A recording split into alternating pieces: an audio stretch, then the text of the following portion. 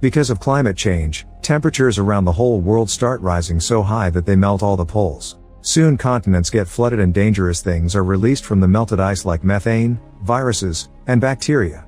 The government builds rockets to escape to space, although only politicians and the elite get tickets. However, there isn't anything like Earth close enough for rocket travel, so they die of cosmic radiation or killing each other when resources run short.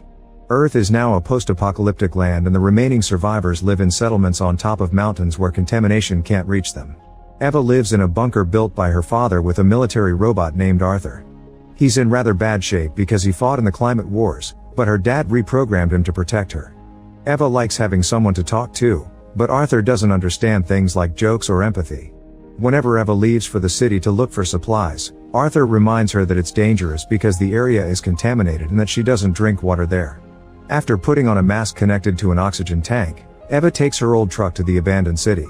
At the supermarket, she grabs anything useful she can find, and today she's surprised to see a bag of lavender seeds. Before going home, she paints her bunker coordinates on a wall in case other survivors need help. Later at the bunker, Arthur asks Eva for the password before letting her in since his main duty is to guard the place. In fact, Eva has to say Scarlet every time she crosses the perimeter, even if it's just to take things from the truck and Arthur can still see it's her. The bunker has a shower at the entrance so Eva can decontaminate before going inside. She spends her time using her radio to try to find survivors, taking care of her plants, organizing supplies, exercising, listening to music, and playing with a set of balls. Arthur always stays outside patrolling no matter the time of the day, and a password book is kept hanging on the fridge door. The next morning Eva works on repairs while exchanging riddles with Arthur. Usually the robot is the one to win, but today Eva finally thinks of a riddle that Arthur can't answer. Then Eva jokes about them getting married and Arthur points out it's nonsensical. This causes Eva to go on a rant about how reality is nonsensical nowadays and her unbearable loneliness. When Arthur asks where her father is and why he hasn't come back, she remembers the day her dad left her with Arthur and promised to come back soon, but he never did. Eva asks Arthur if he wants to marry her, but Arthur says a simple system failure could cause relationship issues. Eva thinks there's nothing about him she can't replace and wonders if she's the only person left in the world. She tells Arthur that she painted her information on a wall in the city and he can't understand why because he thinks if there were survivors they would have already left signs. When Eva asks him about the laws of robotics, Arthur goes through them quickly. Robots can't hurt humans on purpose or by omission. Robots must always obey humans unless it goes against the first law, and robots must always protect themselves unless it goes against the first two laws. Then Eva points out that for Arthur to protect its own existence, he should find new power sources.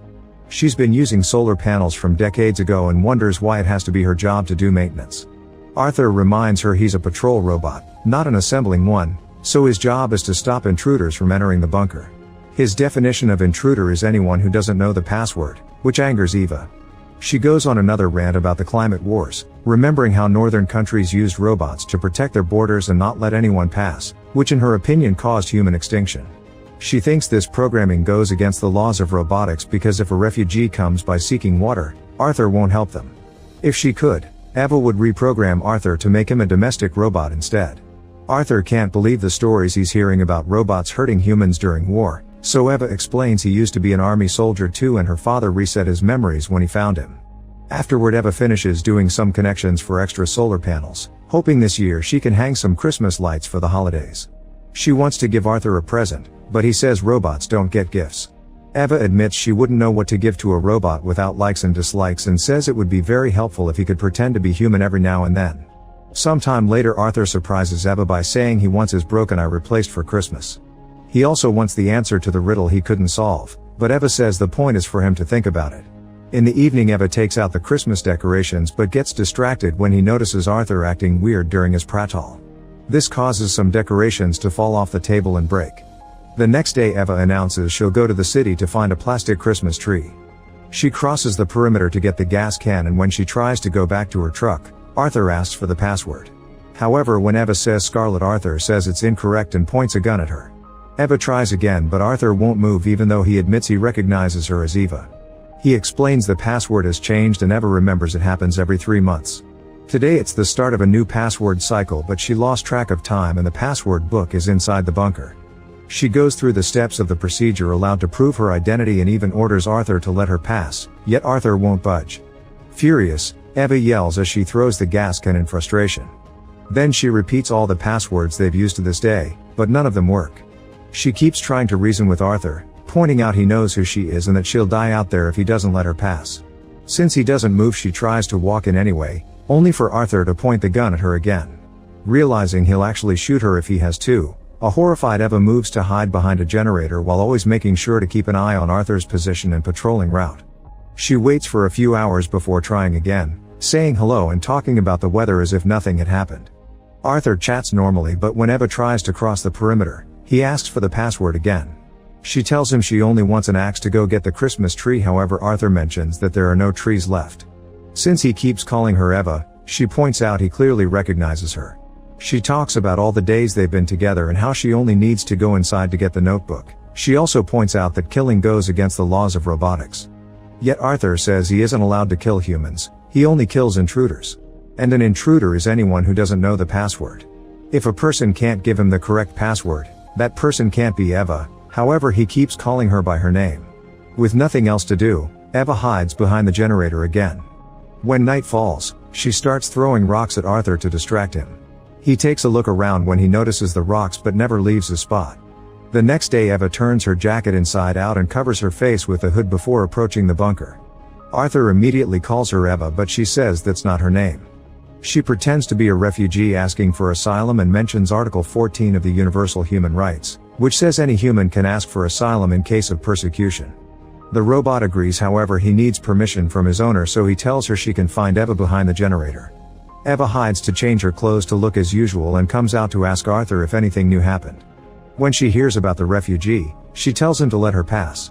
Then she hides to put on the refugee costume and tries again. This time Arthur is willing to let her come in, but first he needs to go through a few protocol questions. He asks what kind of refugee she is, since political refugees have rights but climate refugees do not. Eva obviously answers political and Arthur asks for proof of persecution. Eva can't believe what she's hearing and makes up a story about the war in her country killing all her family and burning her house, so she has nothing. Next he asks for her documents or the paperwork done at the borders granting her refugee status. She says she already filled out all the paperwork and asks for water, but Arthur says he must always give water to Eva first. Seeing they're going in circles, Eva leaves and spends the night behind the generator. In the morning, Eva wakes up feeling very weak. She goes to sit in front of Arthur, who asks how it's possible for her to be the last person on Earth if yesterday he saw an intruder and a refugee.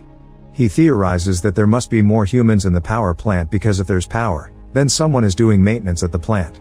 Eva explains robots are doing it, but Arthur doesn't understand why they would work for nobody. Before answering that, Eva asks for water, but Arthur says he can't take anything from the base without authorization. Getting angrier, Eva starts ranting against robots. She says the power plant is still working because a robot as stupid as Arthur can't do anything except follow their programming. To close the plant it had to activate the protocol, which ended with a message that said please confirm you aren't a robot, which obviously that robot worker couldn't do.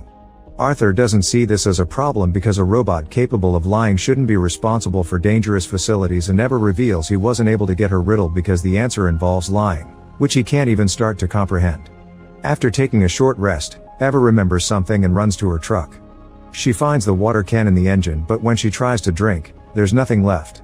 Eva throws the bottle at Arthur in frustration before resting again and is shocked to find the bag of lavender seeds on the ground. With just a little hole in the dirt, she plants the seeds and waters them with the few drops of water she has left. Then Eva tries to offer the answer to the riddle in exchange for going inside or at least getting some water, but Arthur still refuses. Getting desperate, she checks the oxygen tank in her truck and notices it has 18% left. Hoping it's enough, she gets in the truck and drives all the way to the power plant. She takes the stairs to the top of a cooling tower, then she climbs down using ropes to get inside. Luckily the door isn't locked and Eva manages to get into the actual plant. She goes through dozens of rooms while keeping an eye on her oxygen level, desperately searching for water. Eventually she finds a map of the plant and follows it until she finally finds the supply room, but the door is locked. At that moment her oxygen runs out, so she takes the mask off. Then she grabs an axe and hits the door with it to destroy it. Eva rushes into the supply room and is devastated to discover all the bottles are empty. After crying for a while, Eva starts making her way out. She comes across a bathroom and notices a few water drops in the shower, but it's not enough. In the evening, Eva arrives at the bunker. She stares at Arthur for a moment and decides to take the risk. The truck speeds up toward the bunker and Arthur immediately opens fire, forcing Eva to jump out of the vehicle. A few more shots make the truck explode, causing a huge fire and several wounds for Eva. She destroys her jacket to create a bandage for her arm and passes out because of the heat. The next morning the fire is out and Eva is so weak she can barely move. She drags her body on the ground until she can rest against the solar panels. Arthur comes closer to inform her that an intruder tried to destroy the bunker last night and is now hiding behind the generator with the refugee. Eva tries to tell him it was all her, but Arthur insists he doesn't make mistakes. Sometime later Eva is shocked to see her dad approaching her to offer water, but she's hallucinating because of the heat and it's actually Arthur. He says she can go inside if she tells him the password and ignores her plea for water, so she passes out. A few hours later Eva wakes up when she feels water drops falling on her face. She realizes it's raindrops that got stuck on the solar panel and immediately gathers them to drink them, but they're disgusting and she has to spit them. Eva wonders if Arthur would take care of her if they were married and he says yes, but it's impossible to do it now because she'll die very soon. This would make him a robot widower and he doesn't know what a robot widower is supposed to do, which he considers a worse problem than her death. His words make her have a breakdown. Sometime later a new hallucination takes over Eva's mind. She sees herself in perfect condition standing in the city while hearing the laughter of children. Arthur snaps her out of it when he asks for the answer to the riddle, saying she's dying anyway. Eva forces her body to stand up just to give Arthur the finger before collapsing. The hallucination returns but Eva refuses to die yet, saying she must find a way to defeat the machine. She asks about an emergency mode and Arthur explains that will only activate when she dies, calling it a good solution. He points out that she can die in peace because the refugee and the intruder will rebuild society. With her last breath, Eva asks him to take care of her lavender seeds and then she dies. Arthur says that lavender is the right password and goes back to his patrol. Make sure to subscribe and turn on notifications so you can watch more videos like this. Thanks for watching.